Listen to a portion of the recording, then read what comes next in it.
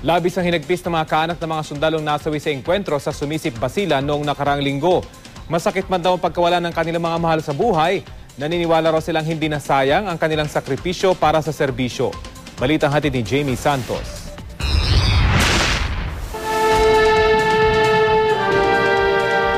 Full military honors ang sumalubong sa mga labini na Private First Class Arnold Coresis, Cleto Algayan, Jose Marvin Talamante Jr., Mark Ocampo at Arwin Martinez pagdating sa Villamor Air Base. Kabilang sila sa 10 sundalong nasawi sa engkwentro sa Sumisip, Basilan noong Huwebes. Masakit man para sa pamilya Talamante ang pagkamatay ni Jose Marvin o JR, para sa kanila di nasayang ang kanyang buhay. Kahit na siya mamatay, parang proud na proud ako bilang magulang ng aking anak ay namatay na isang bayani. Nakatakdang ilibing si JR sa Huwebes sa libingan ng mga bayani. Bago sa Villamor, dumaan sa Dumaguete ang C-130 ng militar para ibaba ang labi ni Private First Class Segundiano Tamayo. Tanda pa ng kanyang kapatid ang huli nilang pag-uusap. Bibigyan ng mga advice.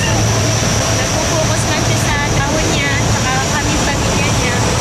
Naunang inihatid sa Jensen ang bangkay ni Private First Class Kenneth John Maribaw na 2 taon pa lang sa serbisyo. Idiniretso ito sa Maitong Sarangani kung saan naghihintay ang kanyang ina at iba pang kaanak. Jamie Santos, GMA News.